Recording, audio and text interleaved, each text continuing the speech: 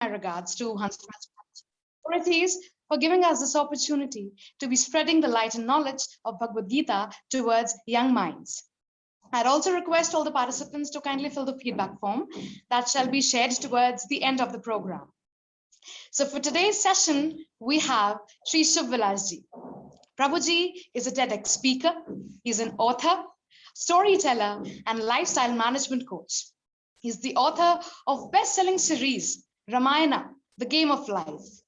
He has delivered more than 5,000 talks in more than 20 countries. He's spoken at Amazon, Google, Microsoft, and Samsung at their world headquarters at USA.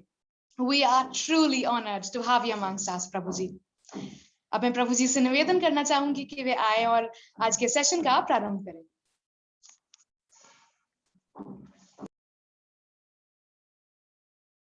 Thank you very much, Vasundhara ji, for introducing. I'm very, very grateful to Arvindaksh Madhaprabhu for having invited me to be a part of this session. It's a great honor and privilege to be amidst all of you young minds on this virtual platform discussing the learnings from the Diwali.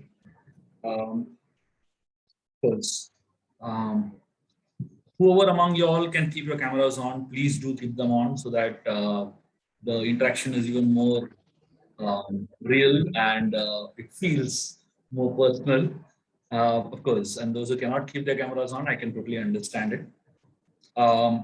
But please do pay attention to what you're going to hear today. What you are going to hear today might change your perspective towards appreciating the Ramayana, appreciating the scriptures in totality. So, if all of you are ready, we will jump into an exciting, enlightening, and also an entertaining session. For those who don't know me, Vasundhara just introduced me to some extent, but at the end of the session, you will know me much better. So what I'm going to do today is I'm going to give you all a perspective to Ramayana that you have never thought existed. Today's session is for all those people who think they know the Ramayana. At the end of the session, you will realize you don't know the Ramayana at all. And for all those people that don't know the Ramayana at all, you will be awed with the concepts that the Ramayana has. And after the session, you will immediately want to start reading the Ramayana. So if all that happens, then I think my session is really successful and I would consider that this session is worth doing. Okay. So I hope all of you are ready for it. Please fasten your seatbelts and get ready for a fascinating journey for the next 1 hour or so. So in the next 1 hour, I'm going to share 3 things with you all in essence. First, I'm going to spend time speaking about some characters of the Ramayana, just taking names of the different characters and seeing the relevance of those characters in our life. The second part of the session, I'm going to pick up one episode from the Ramayana and analyze that episode from our life's perspective. And third, I'm going to be speaking about the entire Ramayana in totality and seeing what the entire Ramayana has as a message to give all of us. That's what we're going to do in this whole session, okay? So the first part of the session is the names of the characters, as I said. Every character in the Ramayana has an impact in our lives and a direct relevance to our lives. Let me just pick up some main characters of the Ramayana and see how those characters have a direct relevance in our lives. First of all, before I continue, Arvindaksh Madhaprabhu, English is okay or Hindi is better? English is good. Fine. So the first character, which is the most prominent character of the Ramayana, is Ram himself. The word Rama means the one who gives pleasure to others. There are some people in our lives, the moment you look at them, you feel like smiling, isn't it? There are some people are just like that, you know. The moment you look at them, you just break out into a smile. And then there are others who are different. In the Ramayana, you find Ravana. The word Ravana means the one who makes others cry. And then there are other people in our lives. The moment you look at them, you feel like crying, isn't it? There are some people who are born to make you cry. Every single person has one Ravan in his life. Ravan doesn't mean a villain. Ravan means simply someone who loves to trouble others, loves to make others cry. I'm sure all of you all know one person like that in your life at least. So Ram and Ravan are still relevant to you today, as much as they were in the past. In the Ramayana, there is a character named Dasharatha. The word Dasharatha means two things. One is Ratha means chariot, and Dasharatha means the one whose chariot moves in 10 directions. Dasharatha also means something else. In the Upanishads, the body is compared to a chariot. And the body, we all have 10 senses, 5 working senses and 5 knowledge acquiring senses. Dasharatha means the one whose 10 senses are under his control. That means the one who is very controlled, self-controlled person. Dasharatha lives in Ayodhya. The word Ayodhya comes from the word Yuddha. Yuddha means fight, and Ayuddha means a place where there is no fight. Ayodhya represents our mind. Ayodhya represents a place which is calm and peaceful. Ayodhya represents a mind that is calm and peaceful. So that means Dasharath is the one whose 10 senses are under control and whose mind is peaceful. Right?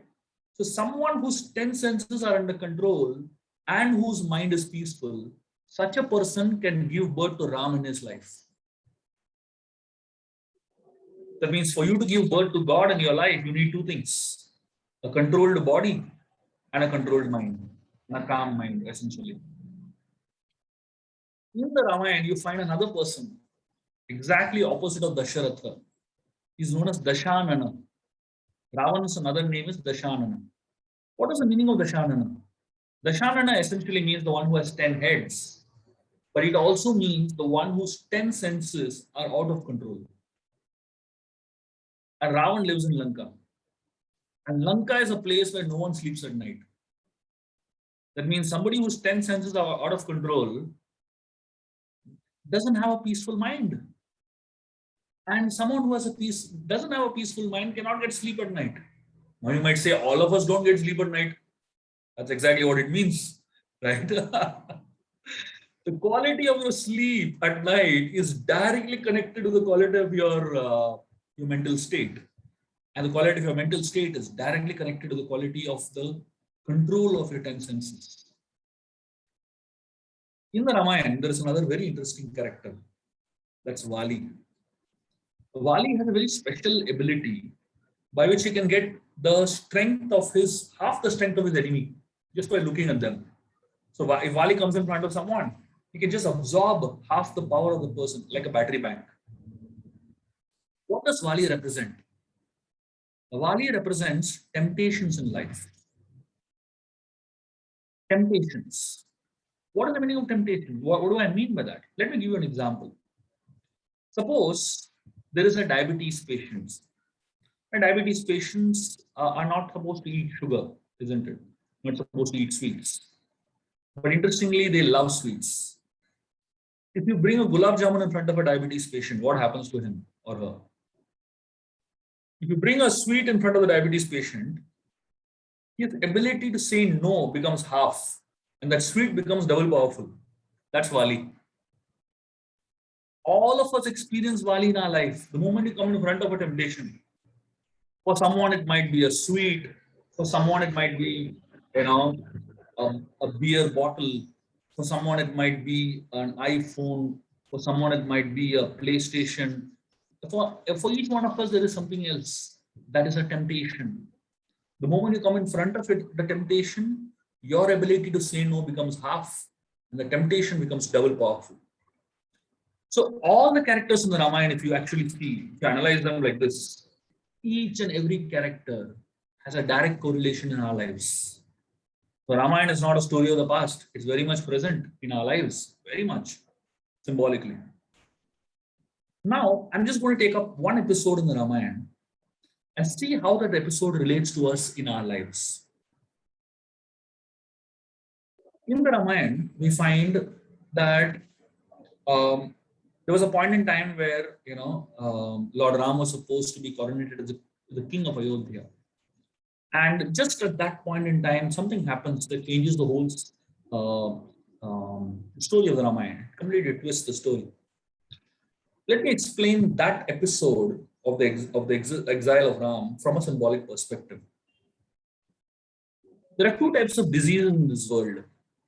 There are physical diseases and there are mental diseases. Physical diseases spread sometimes fast, sometimes it doesn't spread at all. Like right now, we are in the middle of a pandemic, which spreads very fast. It's a physical disease. But there are other diseases like cancer. You sit next to a cancer patient, it's not that you're going to get cancer. It doesn't spread like that, right?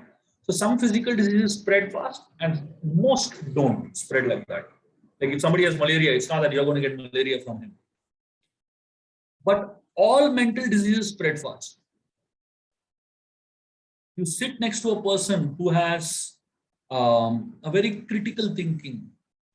You spend some time with that person, you will also start criticizing others. You spend some time with someone who is very negative in his thought process. You just spend some time with that person, you also develop that negative thought process. All mental diseases spread very fast. In Ayodhya, there was a point in time where absolutely no one had any mental disease. But at some point, there was one person who came in from outside. She was not from Ayodhya. She came in from outside. Her name was Manthara. And she had a mental disease of envy. She was envious towards success of others. And Manthara, so when Ram was going to be coronated as the king of Ayodhya, Manthara spent a couple of hours with Kaikeyi. And as a result of spending few hours with Kaikeyi, Manthara's mental disease got transferred to Kaikeyi. And Kaikeyi also became mentally disturbed. And Kaikeyi entered into Kopa Bhavan. In the palaces of the past, there would be rooms for different things. There would be a room for, if you want to laugh a lot, there will be a room. You go there, you feel like laughing. And then there'll be a room for crying. If you go into that room, you automatically feel like crying. So Kopa Bhavan means a crying chamber, a sulking chamber, basically. Of course, in today's houses, every room is meant for everything. So we don't understand this concept. But at least in the past, there was this concept of a room for specific emotions. So she entered into Kopa Bhavan. And the moment she entered into Kopa Bhavan, everyone came to know that she is in a bad mood. It's much easier, isn't it? If you have rooms for every mood, So the moment you enter that room, you understand that don't interfere with that person is in a bad mood. So Dasharath came to know that Kaikeyi is in the sulking chamber. And he went in to help her.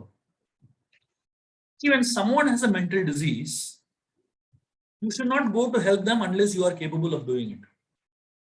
But unfortunately, Dasharath thought that he is very capable of helping her and he went in straight. Ideally, he should have taken the Guru, the Raj Guru, who is Vashishta, to go and help her, deal with her mental disease. But Dasharath was overconfident. And he went in. When he went into the sulking chamber, he saw something very shocking. He saw that Kaikeyi was lying on the floor. Her clothes were tattered, hair was disheveled, and jewels were thrown here and there. In a very disturbed state of mind she was. And she was lying on the floor. Imagine the queen of the land. And Dasharath Maharaj went to her and tried to speak to her. Something amazing happened. So when Dasharath walked into the chamber, he was standing and Kaikeyi was lying on the floor. Half an hour she was inside the room. The role reversed. He was lying on the floor and Kaikeyi was standing.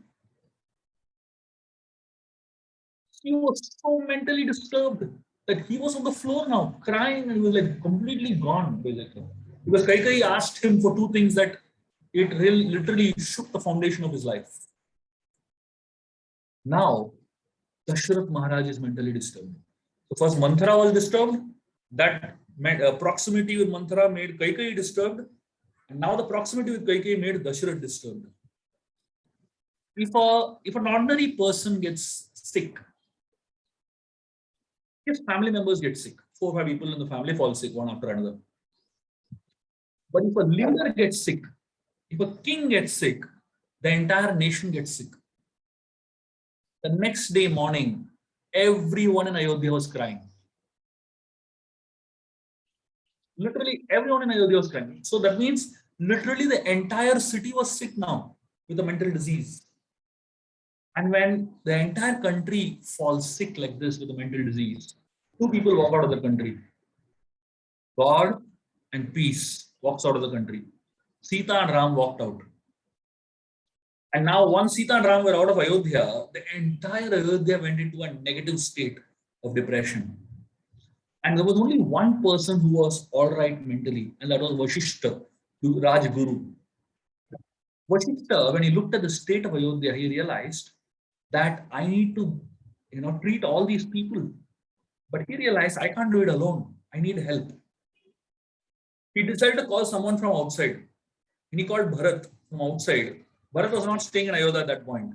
He was staying in Kaikeyi Desh in his grandfather's house.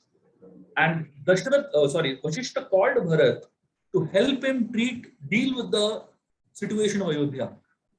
And Bharat came in and he saw practically everyone in Ayodhya was in a miserable state. And Bharat, he made a very interesting conclusion, which is very important for us. The first thing Bharat realized and decided is, I can't help everyone. The only person who can actually help everyone is Ram, God himself. And then he decided, let me take everyone to Ram, to Chitrakoot. And the moment Bharat took every person from Ayodhya to Ram, and the moment they had darshan of Ram, they just saw Ram, instantly all of them overcame the negativity. Many doctors are overconfident of themselves and their ability to treat mental diseases. We need to remember that it's not always about us and our ability. There are some problems that are beyond us. There are some problems that are not within our capacity to handle. That is why we need higher powers. And Bharat realized his limitations and he decided to take shelter of something higher. This is just one episode in the Ramayana. I mean, look at the amazing connection of that one episode in our lives. Literally every single episode in the Ramayana has an exact relevance of it in our lives. In the same way. Now, let me explain to you the totality of the Ramayana, the entire Ramayana from our lives context. Okay? Ramayana essentially happens in 3 cities. There is the city of Ayodhya way up in the north, and the city of Lanka way down in the south. And in between Ayodhya and Lanka is the city of Kishkinda. Kishkinda is in Hampi, Karnataka at this point. So these 3 cities are the 3 cities in which the entire Ramayana happens. City of Ayodhya, city of Kishkinda, city of Lanka. And they are in an order, north, middle, south, right? They are in a line actually. Interestingly, these 3 cities represent 3 different mindsets. The city of Ayodhya, way up in the north, represents the mindset known as Sanskriti. The city of Kishkinda in the middle represents a mindset known as Prakriti. And the city of Lanka, which is right down, represents a mindset known as Vikriti. Let me explain what these 3 mindsets are. The first mindset of Ayodhya is Sanskriti. Sanskriti means culture. So people of Ayodhya are of a very high culture. And the culture in Ayodhya is so high and so amazing that it's just very inspiring to see a culture that is so uplifting and so high. In Ayodhya, people live very pure lives, live very thoughtful lives. We can call it as simple living and high thinking. In Lanka, it is exactly opposite of Ayodhya. It is known as Vikriti. So Sanskriti means culture, Vikriti means vulture. People in Lanka are almost like vultures. They know how to snatch, grab, just take away whatever they like. Every single brick in Ayodhya in Lanka is stolen property, literally. So whatever they like, they just steal it. That's all. So Lanka, the thought process is simply living, hardly thinking. Ayodhya is simple living and high thinking. And in Lanka, it is simply living and hardly thinking. Very much represents today's mindset, isn't it? And in between is Kishkinda. Kishkinda is a mindset known as Prakriti. What is Prakriti? Let me give you an example. Suppose you're standing on the shore of an ocean. When you're standing on the shore of an ocean and the water is coming towards you and receding back. When you're standing on the shore, are you on the shore or are you inside water? Can't say. When the water comes in, you are in water. When the water recedes, you are on land, right? That's what Prakriti means. Prakriti means sometimes the people of Kishkinda are show very high culture, and sometimes they show no culture. So they are like a pendulum. Like typically, all of us, early in the morning when you get up and you're doing some puja and you're doing some chanting of mantras and all that, almost seem like Ayodhya Vasis. Very nice people, very, very cultured, very refined people. And as the day progresses, something happens to us, and the mobile starts ringing, and the SMS messages start coming, and we become so active, dynamic. And by the night, we are demons, totally 100% demons. So we also go through the shifts of moods and mindsets according to the time and place. That's what is known as Prakriti. The mood of Ayodhya is, as I said, Sanskriti. The most important element of Sanskriti, of culture, is gratitude. So people of Ayodhya are Kritagya. Kritagya means a very grateful people. Whatever happens to them, they're very grateful. That means if someone does something um, positive for you, then people who are cultured people are very grateful. They remember that this person did something good for me. Remember it for a long period. So people of Ayodhya are so grateful that if someone does something for them, they remember it for a long period of time. I'll tell you a story. When Ram and Sita were being coronated as a king and queen of Ayodhya, during the coronation ceremony, Sita was seated next to Lord Ram on the throne. And there was a festival going on, music, dance, and people were throwing colors and so much happening. Suddenly, in the middle of the festival, Sita started crying tears. So Ram was very worried. He asked her, "What happened? Why are you crying?" Sita told him that during the festival, somebody threw red color powder in the air. And the moment she saw the red color powder being thrown in the air, she remembered Jatayu. When Ravan was kidnapping her, Jatayu came and tried to stop Ravan. And Ravan slashed off the wings of Jatayu. And while Jatayu was falling off, the red colored blood of Jatayu splashed in the air. And the moment Sita saw the red colored powder being thrown in the air, she remembered Jatayu's sacrifice. And she started crying tears. When we are very successful, in the peak of success, what do we remember? Most of the times we remember ourselves only. Do we remember the sacrifice of all those people who helped us become successful? Most of the times we don't, because we're not very grateful people. But in Ayodhya, Sita was so grateful to Jatayu. He is gone long back, and his sacrifice was like long, long time back. But she still remembered the sacrifice that Jatayu made. That is what is known as Kritagya. The people of Lanka are Kritagna. Kritagna means they just don't know what gratitude is. No gratitude at all. For example, Ravan, when he was offering prayers to Lord Shiva at some point, he prayed to Lord Shiva intensely, and then finally Lord Shiva appeared in front of him. When Shiva appeared in front of him, Shiva asked him, "Please ask for any boon." Ravan asked for two boons from Lord Shiva. The first boon Ravan asked for was the Atma Linga of Lord Shiva. Atma Linga is a very special type of Shiva Linga. And um,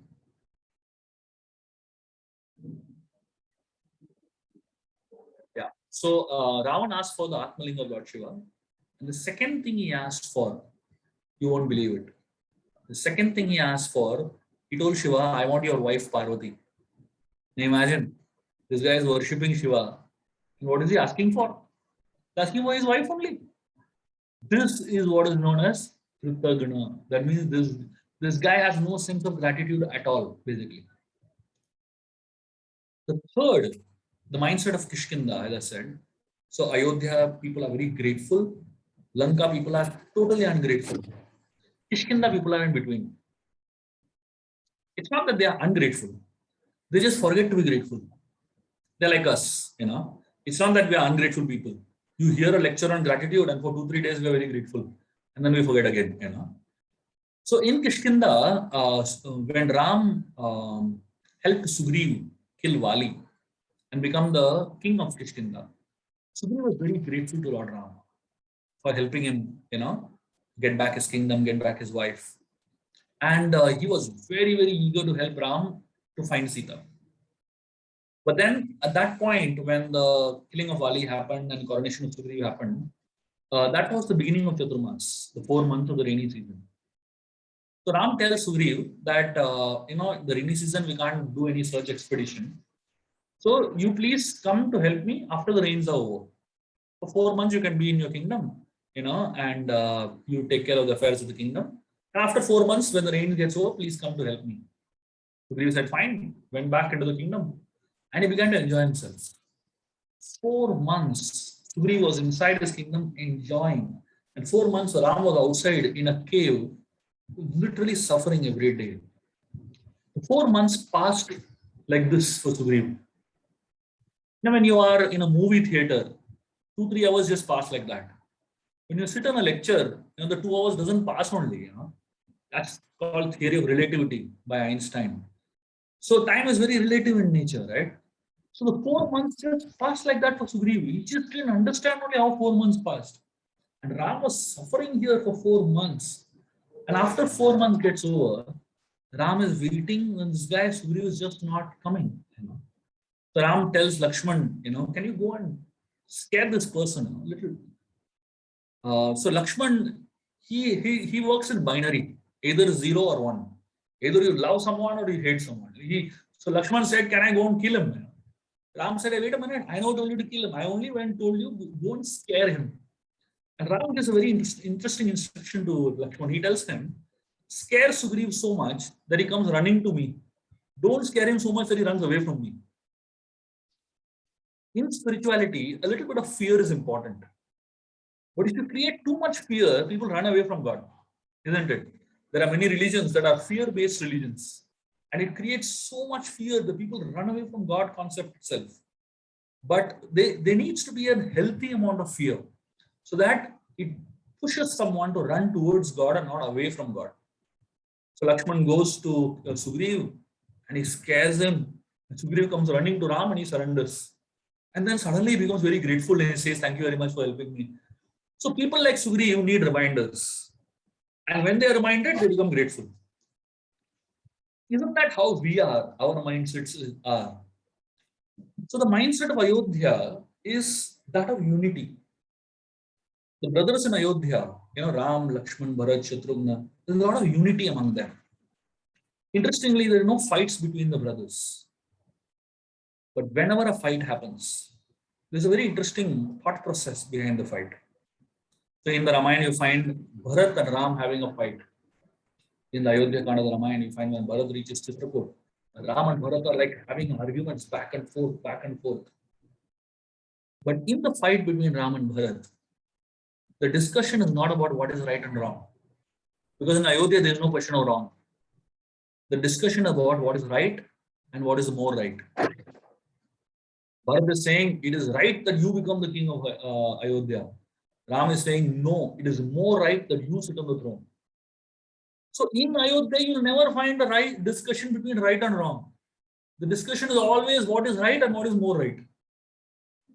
In Lanka, also you find brothers not fighting at all. Ravan, Kumbhakarna, Vibhishan, Surpanaka, all no fights. But the day they fight, Vibhishan is kicked out of Lanka straight away. First time he opened his mouth, straight kicked out. In Lanka, the discussion is not about right and wrong. The discussion always is what is wrong and what is more wrong. That's the discussion that is always existing. Like at one point in the court of Lanka, the courtroom of Lanka, there was a discussion. The ministers of Lanka, imagine, this is the parliament house of a country. And look at the discussion here. The ministers of Lanka are asking Ravan, why did you not molest Sita? It's been so many months. What are you doing? Imagine the ministers asking the king like this. And Ravan is saying, I want to do it, but what to do? I have a curse on my head. If I touch her without her sanction, I'll die. Look at the discussion here. The discussion is not between right and wrong. The discussion is what is wrong and what is more wrong. In Kishkinda, in between, Vali and Sugriv, brothers, massive fight, massive misunderstanding. The fight is between right and wrong. Sugriv is saying, I am right, you are wrong. Vali is saying, I am right, you are wrong. Both are seeing their own perspective. They're not ready to look at the other person's perspective. Isn't this the three mindsets that exist in all our lives also? Of course, we're very far away from Ayodhya mindset. Hopefully, we are also far from Lanka mindset. But we are very close to Kishkinda mindset. And that's why Kishkinda is right in between. Interestingly, in Kishkinda, the monkeys of Kishkinda are called as Vanara. The word Vanara in the Valmiki Ramayana is a very interesting word. I don't know if you have ever heard the meaning of the word Vanara. Let me explain it to you. The word Vanara is a question. Nara means human. And Vanara means, are you human? The question, are you human? So in Kishkinda, there are three types of Vanaras. The first type of Vanara is like Hanumanji. So Hanumanji like Vanaras, the Hanumanji type Vanaras, they are almost like Ayodhya-vasis. Perfect. You will not find one flaw in them. You will not find one character defect in them. You will not find one iota of selfishness in them.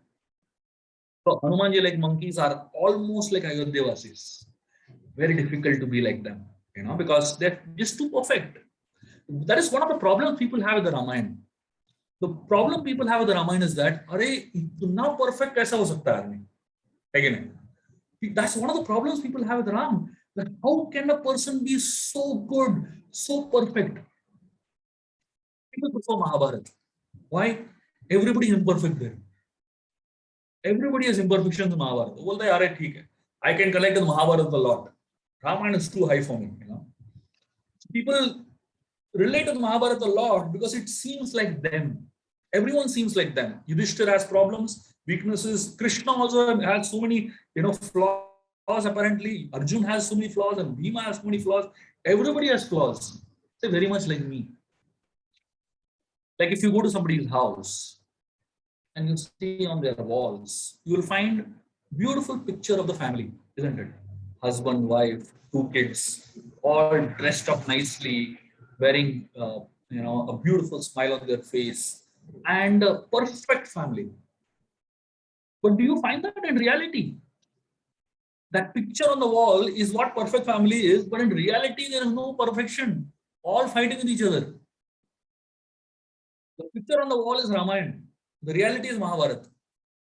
All dishum going on, So why do you put that picture on the wall? If the reality is Mahabharata, Do you ever find picture of people fighting with each other and then putting that on the wall? You'll never find that. You'll find perfect picture on the wall. Like if you have ever gone and taken a chest X-ray, I don't know if any of you all have seen your own chest X-ray. It's very scary, to see your own inside picture. So, but you will never find anyone putting their chest X-ray on the wall.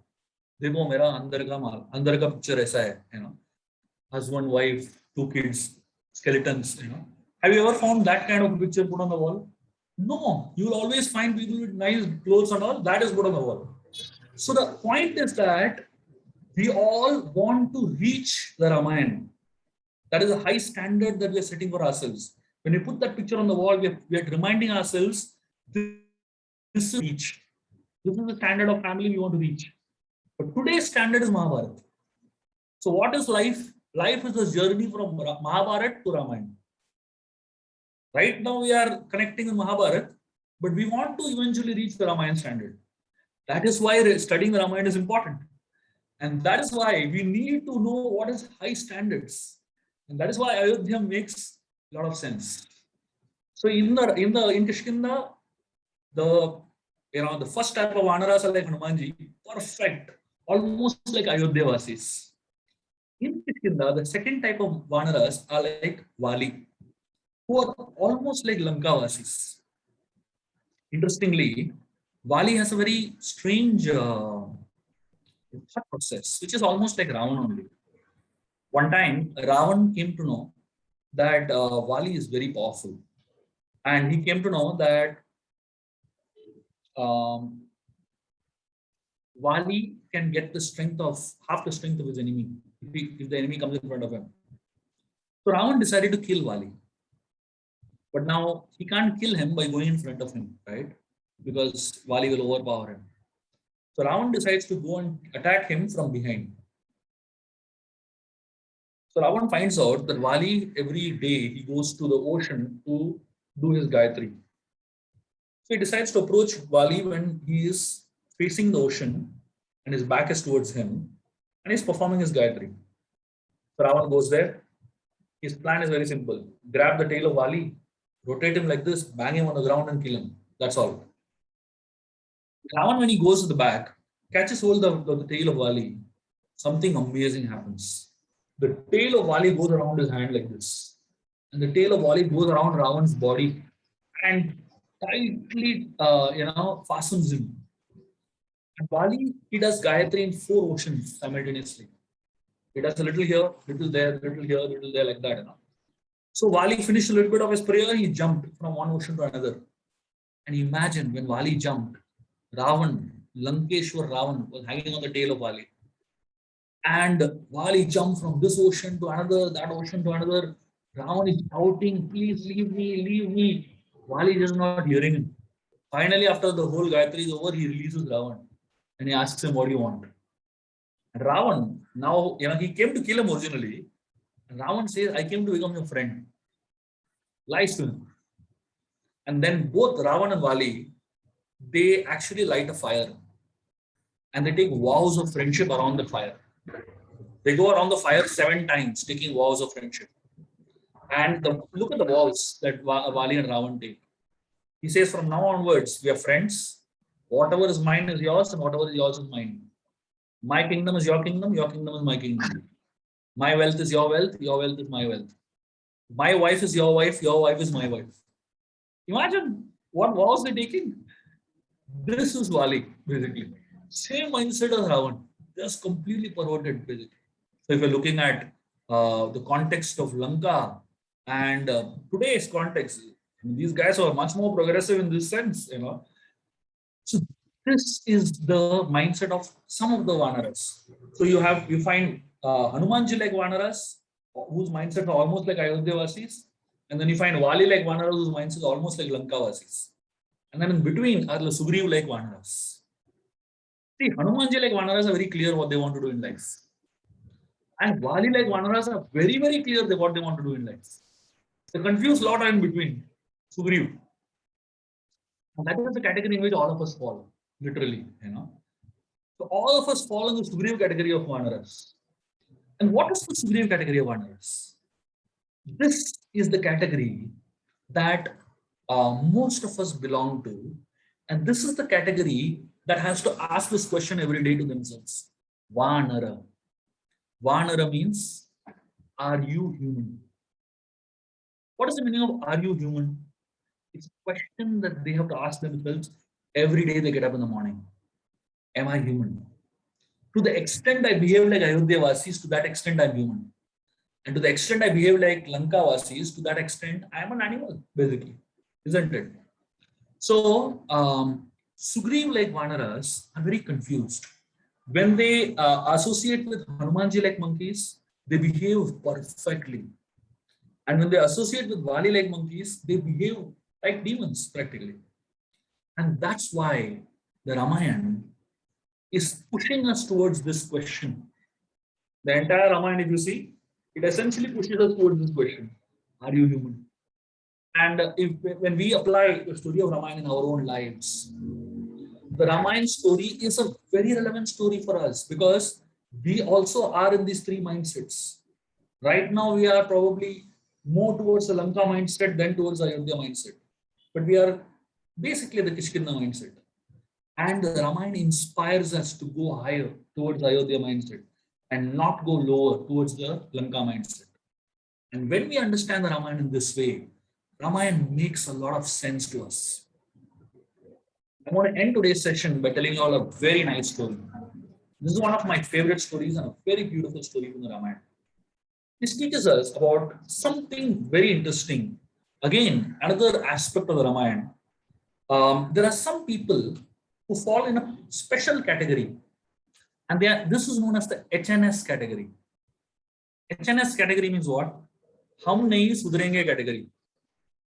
There are some people who will never change no matter what happens. They're called HNS. Hum nahi sudhrenge. So, and you will find such people existing a lot in life around us. Sometimes we also may be falling in that category. So in the Ramayana, we find Ravan belongs to that category of people who are in the HNS category. So towards the just before the Ram Ravan war, Ravan realizes that he is in big trouble actually. He goes to meet Bali Maharaj. Bali Maharaj is a king from the Sutal Loka, from the lower planets, and he is a very powerful person. And Ravan goes to him to ask for help. So Bali also is a Rakshas, belongs to the Rakshas dynasty.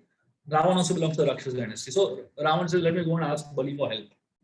So he goes to Bali Maharaj and he says, can you please help me? So Bali asks him, what do you want? So Ravan says, two human beings have come with a group of monkeys and they're troubling me a lot. So Bali says, come on, when did you start getting scared of human beings and monkeys? Ravan says, see, there's not ordinary monkey. Let me explain, he said. He said, three monkeys came and troubled me too much. One monkey came and burned my city. Hanumanji came and burned Lanka, isn't it? And he said, after some time, second monkey came. Sugriv, one time, he went to Ravan. So Ravan was looking at himself in the mirror and admiring himself. Sugriv took a very tiny form and jumped across and went to Ravan. And he was on top of Ravan's head. So Ravan, when he was looking at himself, suddenly he felt a little wet on his head. So he looked on top, he saw Sugriv was spitting on him. Imagine, spitting on Ravan's head. And Ravan somehow tried to catch Sugriv, but somehow Sugriv escaped from there. Ravan said, first monkey came and burned my city. Second monkey came and spat on me and went away. And then he said a third monkey came after some time. So Angad comes once to Ravan. Just before the war, Ram sends Angad as a messenger to give him the last warning. So Angad comes into the court of Ravan.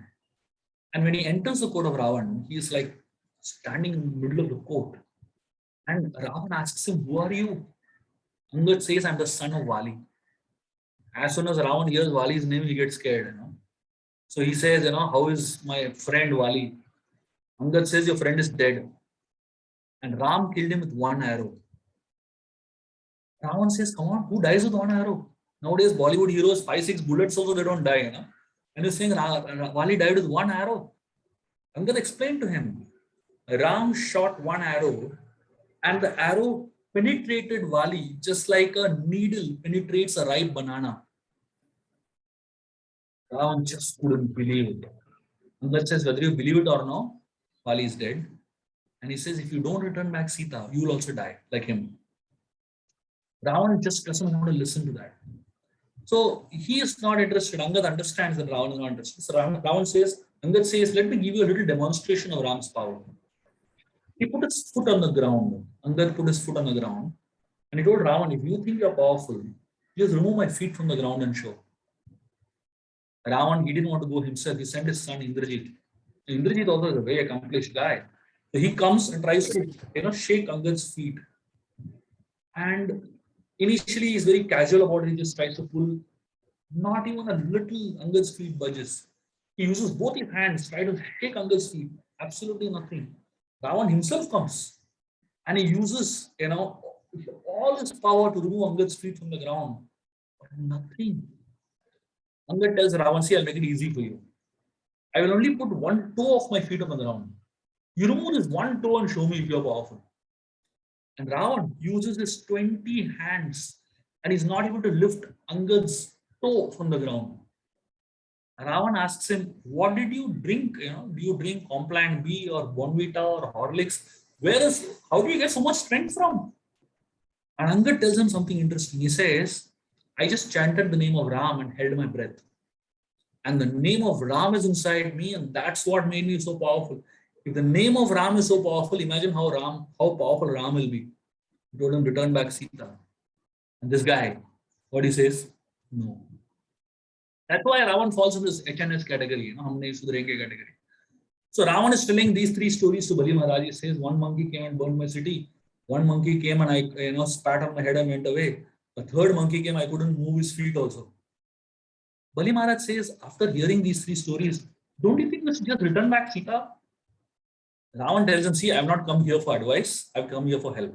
If you want to help me, otherwise I'm going. Bali says, fine, come with me. He took Ravan into the garden. A huge palatial garden Bali Maharaj had. And in the garden, Bali Maharaj pointed out to something. When Ravan saw that, he became mad. There was a huge mountain of gold. Ravan ran to that mountain of gold. And, Ravan and gold have some connection. He just goes mad when he sees gold. So he tries to pick up that whole mountain of gold. And no matter how much he's trying to pick, he could not pick the mountain of gold. So he asked Bali Maharaj, what is this? Bali took him on the terrace of his building. And from the terrace, they saw that mountain of gold. And that's when Ravan realized it's not a golden mountain. It's a golden earring. It's one earring, but it is so huge, such a massive golden earring. It looked like a mountain of gold. So Ravan asked him, whose earring is this? Such a big one. Bali tells a story of the previous yuga. Bali Maharaj says that in the previous yuga, this earring belonged to Hiranyaksha. Hiranyaksha was a very powerful demon, and this demon was wearing this earring, and fighting with Varahadev. Varaha is another incarnation of Lord Vishnu. And while they were having this massive fight, Varahadev gave him one tight slap. Khan ke niche bajaya bolte hain. Varahadev gave him one tight slap, and this earring fell over here. From that time, this earring has been here only. And Ravan is amazed. But Bali Maharaj adds to this story by saying, you were Hiranyaksha in your previous life. And this is your earring. And in this life, you can't even pick up your own earring. And the same Varahadev has now appeared as Ram, but his strength is exactly the same. And he tells him, return back Sita. And Ravan says no.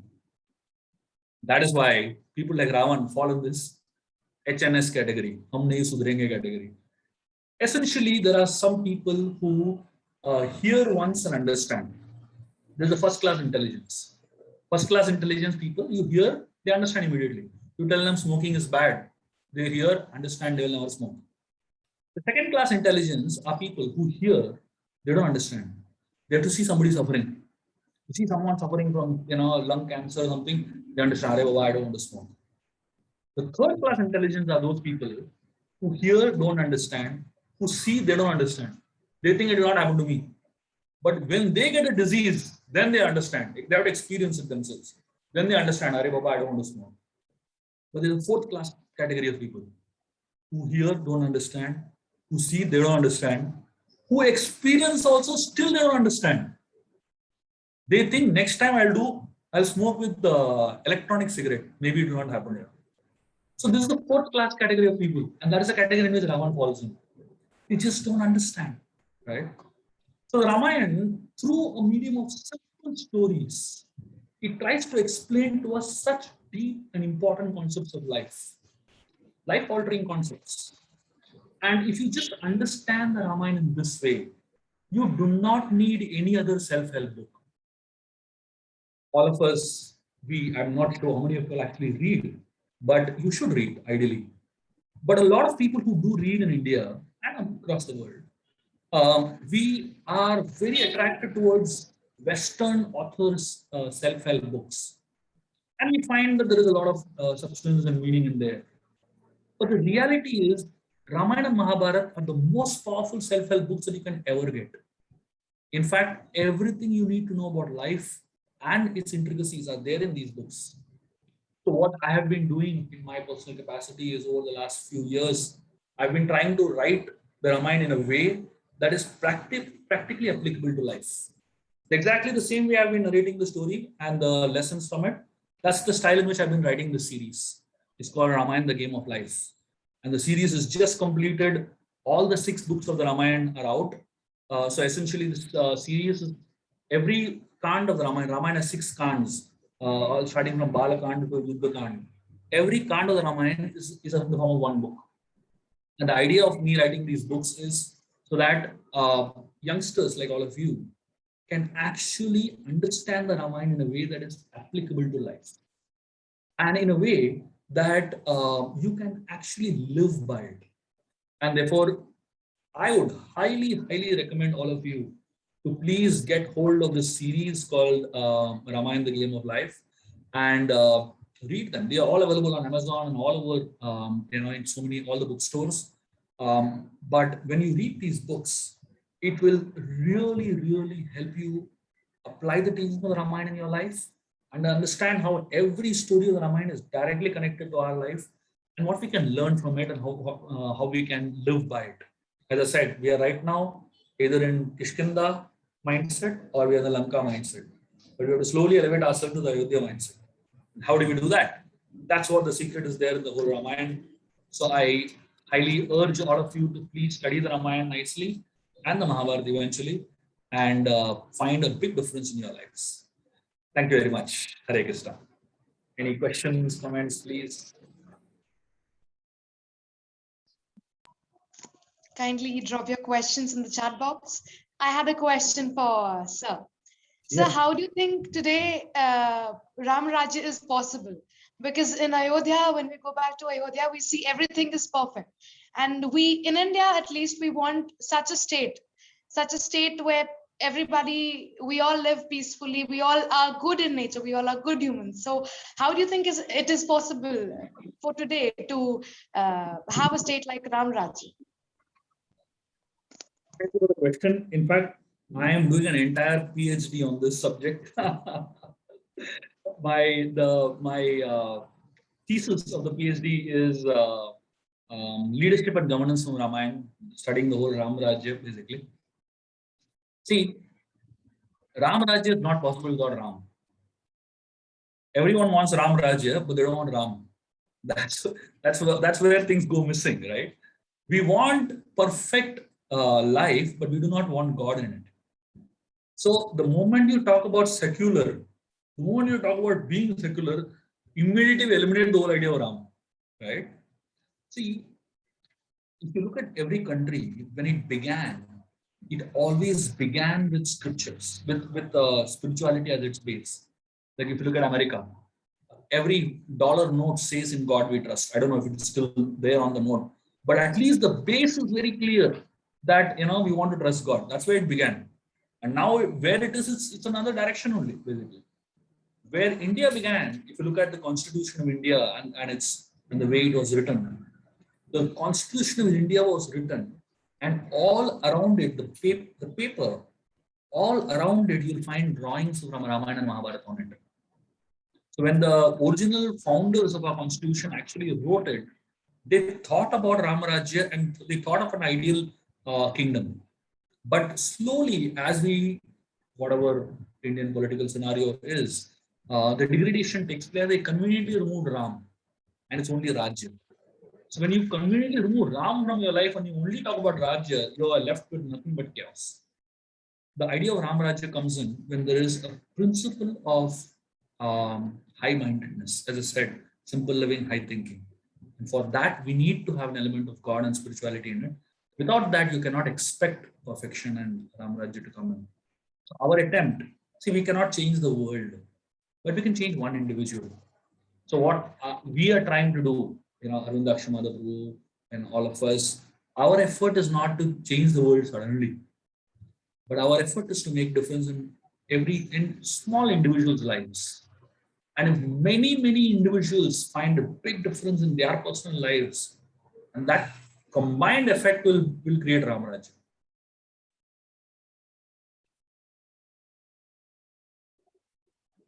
Thank you, Prabhuji. We hope that happens really soon because it sounds very time taking to convert everyone's mind into thinking into goodness. If you have any questions, kindly put them all in the chat box.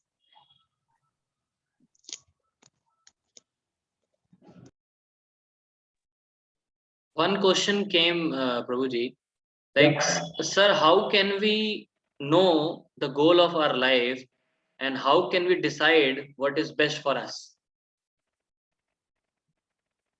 The goal of your life can be decided based on the quality of questions you ask. Usually, a lot of people do not think. And because they do not think, they do not have clarity on, where they need to reach, basically. See, there are three questions that really push us towards, getting clarity about our lives. There are how questions, what questions, and why questions. How means how to do things. What means what to do. And why means why to do it. The world today is asking how and what a lot. But the world is not asking why. The day you start asking why, that is the day when you will start finding your purpose. Like I remember I was in BITS Pilani campus in Goa a couple of years back, and I was speaking to a group of young boys. And while I was speaking to them, I somehow began to ask them their hobbies and all that. And somebody said video games. So I just asked a little bit more details about what exactly they meant by video games, and then I came to know these guys, they're staying in hostels, absolutely plush, beautiful hostels, best of amenities, high speed internets, and all of them in the hostel, they're playing one single game, video game, on a common internet, basically. And you won't believe it. I don't know, some of you all may also be doing it. These guys were playing video games for 8 hours a day. 8 hours. I asked them why. Why do you play for 8 hours? When I asked them that question, they were zapped. They said, nobody asked us why. Everybody asked us how to play. And we have been telling everyone how to play, Nobody ever asked us why you're playing, basically. So, interestingly, when it comes to enjoying life, we always ask the question, how to enjoy? And when it comes to spirituality, you ask why, isn't it? You tell somebody, chant the holy names. So why do you chant? I always say, reverse the questions. When it comes to material enjoyment, ask why. And when it comes to spiritual things, ask how to do it, right? So the interesting thing is that in life, if you want to find purpose, the first thing is start asking, why should I do something? That's the first thing. And the second thing to ask, find your purpose is find your passion. Very often, your passion and your purpose are together. What you love doing is what you should be doing also. And a lot of times, each one of us are given a gift, a skill. And every skill or every gift that all of us are given, that is the gift that we are supposed to use in serving society and perfecting our lives, basically. So you ask yourself these why questions very importantly, and then you find what your passion is, and then you'll find your purpose automatically. Okay, I hope that helped.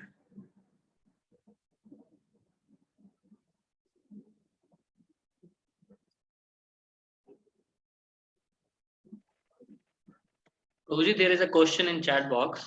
Yeah. Like you said, Dashrath was in control of his 10 senses. How do a person who is having some troubling thoughts for what he or she has done can control his or her senses. Are those troubling thoughts a mental disease? Thank you for your question. My understanding is a lot of times when we have troubled thoughts, either due to wrong actions or due to some misunderstanding or whatever, many times, especially when our mind is already muddled, it is often difficult to find clarity by our own intelligence. That is a time to seek guidance from someone who has clarity of thought. So when you are in a situation like this, you can call it a mental disease, of course. It is important to bring a Vashishta into your life. It is important to bring a doctor who can help you deal with your mental disease. And when you find someone who can help you deal with the mental disease, that is when you will be able to find a little bit clarity in terms of your thought process. So my suggestion is immediately look for a Vashishta in your life. Okay.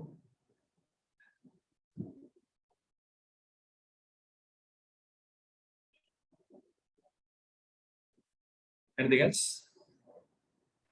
Prabhuji, did you got any live direct questions in your chat box? Yeah, I'm just trying to see.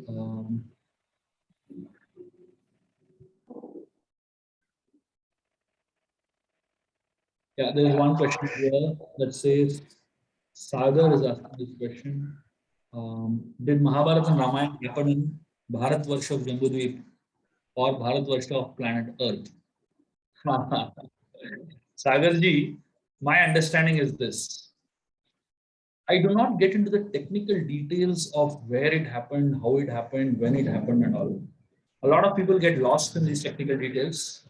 And in the process of getting lost in these technical details, they forget to understand what we learn from it. So I prefer to stick to this idea of learning from the Ramayana and the Mahabharata rather than getting into the technical details of dating it, the technical details of where it happened and all that stuff, So I would highly advise you to also, focus on the learnings rather than the complicated details, which we may not exactly understand completely. That's my little advice. Okay.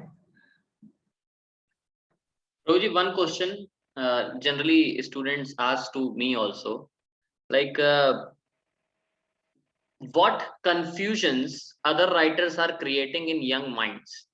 Like there are writers like Devdutt Patnaik, or there are writers like Amish, and their books are bestsellers overnight. So what confusions they are creating in the mind of youngsters? Can you please elaborate? Thank you for the question. So basically, one of the reasons I started writing in the first place was simply because I found many writers writing on the scriptures without any authority whatsoever. There's a difference between writing on the scriptures and writing in general. For most writing, you need competence. But for writing on the scriptures, you need character. Spiritual knowledge and material knowledge is a big difference. The most important criteria for material knowledge is competence. But the most important criteria for spiritual knowledge is not competence, it is character. And therefore, unfortunately, when I saw so many authors getting into the domain of writing on the scriptures and their books doing so well, millions of people buying them, I realized these are people who, first of all, they don't sit on the authority of scriptures because of their personal lifestyles and mindsets, and yet they are here giving, standing as authorities on the scriptures. So I find two things that these two specific people that you spoke about are doing, which is very important for all the students to understand. Amish, what he's doing essentially is he is taking the story from the Ramayana, the storyline and the character names he's taking, but he's completely twisting it to a modern situation. Like, just to give you some examples of how he has twisted the scriptures to modern situations. He talks about Manthara in Ayodhya being a businesswoman. She's a businesswoman, not a maid of Kaikeyi. And Manthara had a daughter who was gang raped in Ayodhya. And she was gang raped by a group of boys, and one of them was less than 18 years of age. And Ram had to decide how to punish them. And Ram made a wrong decision, therefore he was exiled. Now I have no idea where he got the story from and how he has brought in the Nirbhaya case into this story. Absolutely no connection to the Ramayana, but that's what he's trying to do. Bharat, according to Amish's Ramayana, Bharat is a flirt in Ayodhya. He's flirting around with girls in Ayodhya. Now, Valmiki Ramayana calls Bharat as Dharmatma, and Amish's Ramayana calls Bharat as a flirt. Now, it's a big difference between being a Dharmatma and being a flirt in Ayodhya, right? I have no idea where he got this idea of Bharat being a flirt from. Amish in his books uses a concept known as Nagas. And this is a repeated concept that comes in all his books. This concept of Nagas is there right from his first book of the Shiva trilogy. And his definition of Nagas, for those of you all who have read Amish, his definition of Nagas is people who are deformed and people who have the deformities are simply because of they have done some sin in the past. That is his definition of Nagas.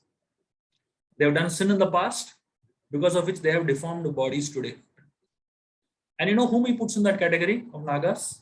Lord Ganesh, Hanumanji, Jatayu, Garud.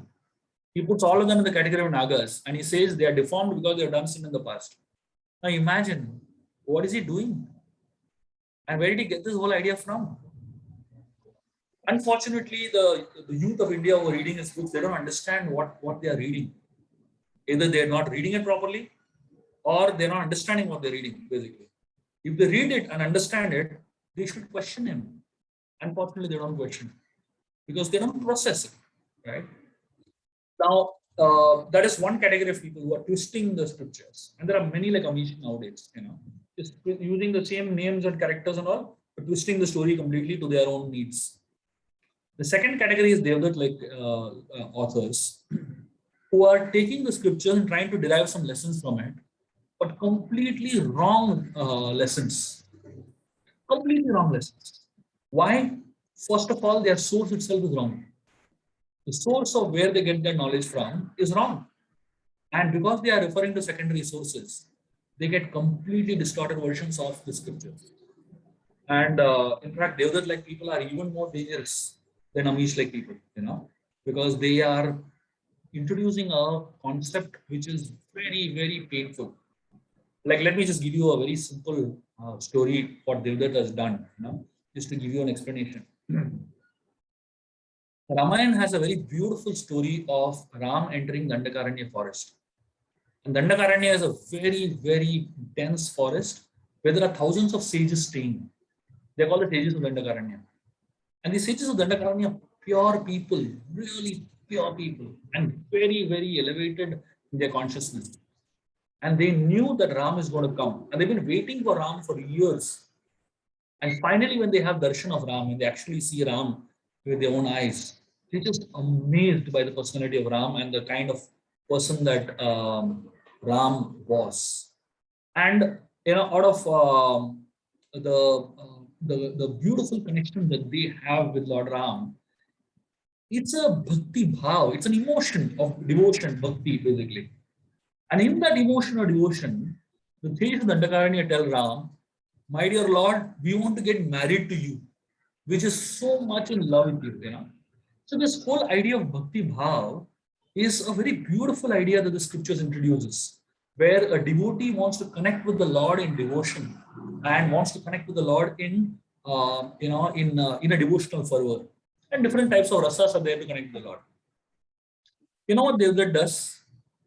He has written a book, and it's one of his latest books. It's called Marriage. The entire book is called named Marriage. And that book, he focuses on this story of Ram meeting the sages of Dandakaranya. The sages of Dandakaranya telling Ram that we want to marry you. So Ram tells them, see, I have taken Ekapatni Vrata in this life, but in my next incarnation as Krishna, you will appear as gopis and I'll marry you. So Ram tells like this. And that is why in the next incarnation of Krishna, there is a whole section of gopis known as Munichari gopis. These were all munis in their previous life, but in this life they appeared as gopis in Vrindavan. And then they have that conjugal, love with Krishna and Vrindavan. Devdutt takes this story of the Dandakaranya sages asking Ram to marry, and he says, gay marriages existed that time also. And he's written an entire book on how gay marriages were allowed in the scriptures. Now, it's a secondary thing whether gay is right or wrong, or that's not the point. But the point is how it is being twisted to present it to a modern audience. The concept was totally different, but if you twist it and present it today, it sounds totally different, isn't it?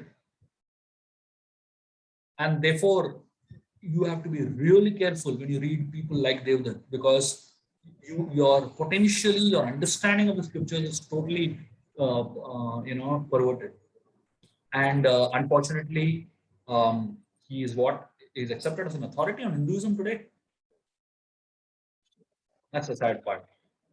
So it is very, very important to learn from a parampara, from people who have learned from teachers, who have learned from their teachers, and who have learned from a disciplined succession. And that knowledge will help us, connect with spirituality in its true sense. Thank you so much, Prabhuji. I was waiting students to listen this answer directly from you, because many of the times students have this question, and we of course try to answer, but you are doing work in this field, so your answer is very, very important for all of us. So Prabhuji, next question is, can we attain the idea of Akhand Bharat? Can we attain the idea of Akhand Bharat, or any suggestions for Akhand Bharat? See, Nitish ji, Bharat can be united only on one foundation. Let me explain to you the idea of Bharat that Max Muller introduces. It's very interesting. Max Muller is very recent, right? The Britishers left India like 50 years back, and when Max Muller was traveling across the length and breadth of India, there is a lot of discussions that happened, what he experienced during his travels. And this is recorded in the British Gazettes. One very interesting observation that he does, he travels across the length and breadth of India for 4 years. After 4 years of his travel, this is his conclusion. And it's amazing how he concludes like this. He concludes by saying, I have traveled the length and breadth of India, and I have not found one dishonest person and one thief. Can you imagine? This is our India a few decades back. And this guy, he says, the reason why people in India are so honest and live such a pure life is because they all read Ramayana and Mahabharata. He gives the entire credit of the unity and the purity that existed in India to these two scriptures. Imagine what a powerful statement it is. And it's not by a Hindu. It's not by someone who is trying to promote Hinduism or anything like that. It's by a Britisher who has vested interest in our country. And he says, as long as these people have faith in their scriptures, we can't do anything to them. This is the conclusion. And what they did, they only broke that faith. And everything else broke in India. Everything else disintegrated only because they broke that faith. Simple thing they did. They didn't change the Ramayana Mahabharata. They didn't change the story of Ramayana Mahabharata at all. They only named it as mythology. The moment they name it as mythology, what happens? You and me, all the English educated guys, we start thinking this is fiction. And just like we don't take Chinese fiction seriously, we don't take Greek fiction seriously, we don't take Indian fiction seriously. That's it. The Britishers didn't change our education, didn't change Ramayana Mahabharata. They only changed the way we perceived it. And unfortunately, they introduced us to English education. And because we got so introduced to English education, we forgot to read Sanskrit. And because we forgot to read Sanskrit, they interpreted the Sanskrit according to their understanding. So you find most of the translations of Ramayana, Mahabharata and all are translated by English Britishers, literally, right? Western scholars. And that's what we are reading. And because they have a vested interest in presenting our Ramayana Mahabharata. The verses are all the same, but slight twist of the words and the entire meaning or connotation of it changes, completely changes. Unfortunately, we don't have access to the original Sanskrit. Let me tell you something very simple. Like many people, they talk about Ram eating meat in the forest, right? Why they talk about Ram eating meat in the forest? Simply because there are so many translations of the word mamsa as meat. The word mamsa is translated as meat in English from a literal point of view. But actually, that word mamsa is connected with, like, say, for example, if you have a vegetable and it has a wholesome uh, flesh in it, so we call it also as flesh of the vegetable, right? So the word mamsa need not necessarily only mean meat in specificness. It could mean vegetable also. And just to substantiate this even more, let me give you one simple explanation. There is one verse in the Ramayana where Lord Ram is talking to Kaushalya, his mother, just before leaving to the forest for 14 years. In that conversation with Kaushalya, Ram takes a vow. And he takes a vow in front of his mother that for the next 14 years, my food is going to be roots and fruits, and my drink is going to be water and honey. He takes a vow in front of his mother. And tell me, after taking a vow in front of his mother, he will go and eat meat in the forest? He is Maryada Purushottam. His every word is absolutely true, right?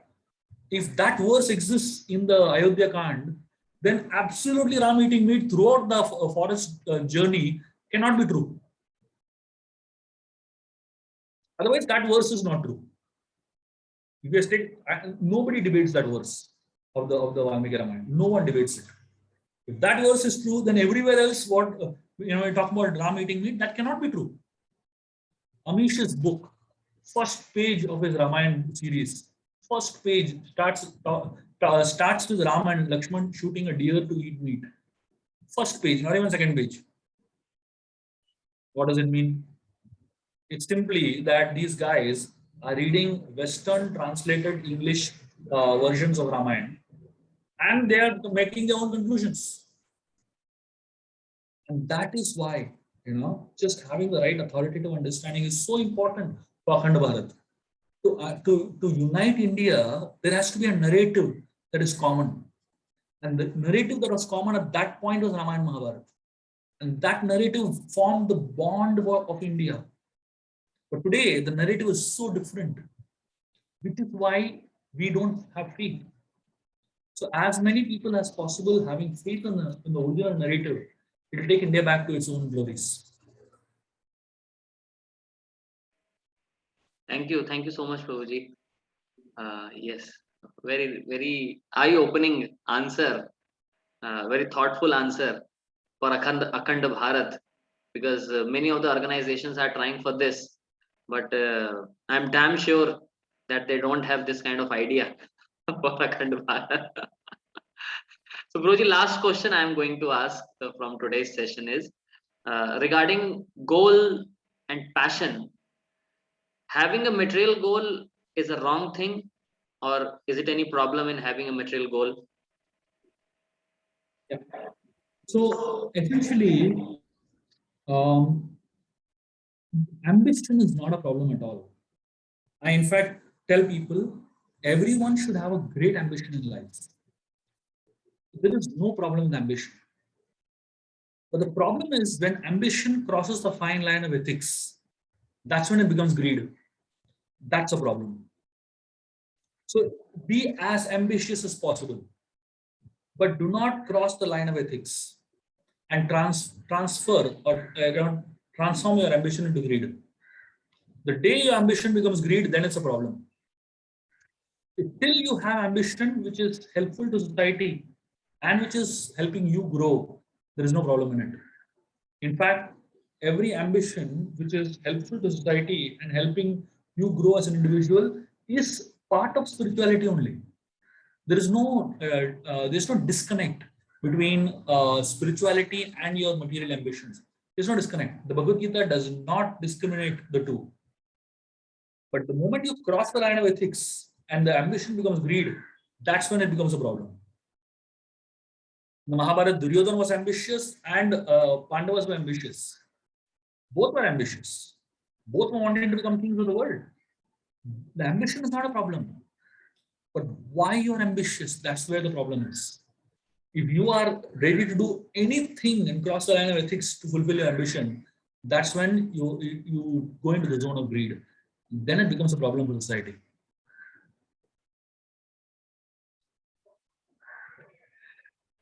Thank you so much, Prabhuji. I am also here declaring in front of everyone that I am also a damn fan of very good, very great fan of Prabhuji's writings, and we are making courses on your writings, Prabhuji, on based on your writing which you have written on Mahabharata and Ramayana. So we are always eagerly waiting for your writings. Your book is just going to come, so we are waiting for that. And thank you so much, Prabhuji, for sparing out your time in a short notice for our students. Prabhuji is currently busy. He's in Goa, and he's already busy in some programs there. But he has spared out time for all of us. So let us show our gratitude to Prabhuji by loudly chanting Lord's holy name. Hare Krishna, Krishna Krishna, Hare Hare, Hare Ram, Ram Ram, Hare Hare. And Prabhuji, we request you to please give your association at least once in a month to all the students, because these are the students, these are the bright future of India, and many of them are from Delhi University. One of the students is from IIM, and some of the students are from YMCA University Faridabad, where you have visited many times. So we eagerly wait for your association in the future. And thank you so much, Prabhuji, for your kind association today. Whenever you call me, I'll be there. Thank you so much. This job, and it's such a pleasure to help you in any way. Thank you. This gives an immense strength to me to work for the mission of spreading the glories of our Vedic scriptures. Thank you so much, Prabhuji. Thank you. Thank you. Thank you everyone for sparing out your time today in this festive season. And I hope you have got the real meaning of Deepavali, real learnings, lessons from Ramayana, from the life and teachings of Lord Ramachandra. And thank you all for joining us today. And thank you, Prabhuji. Thank you everyone. Hare Krishna.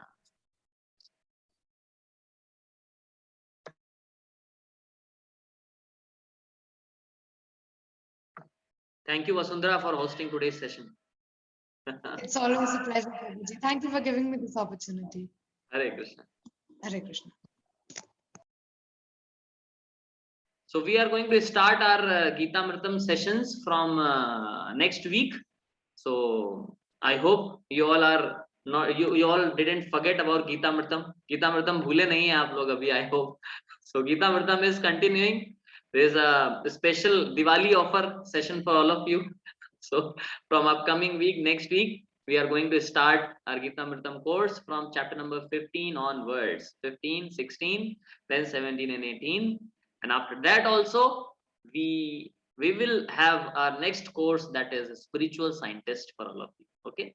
Tomorrow there will be no class. Sunday weekend. Enjoy your festival. Enjoy with your family, with your friends, with the message of Ramayana and Bhagavad Gita. Hare Krishna.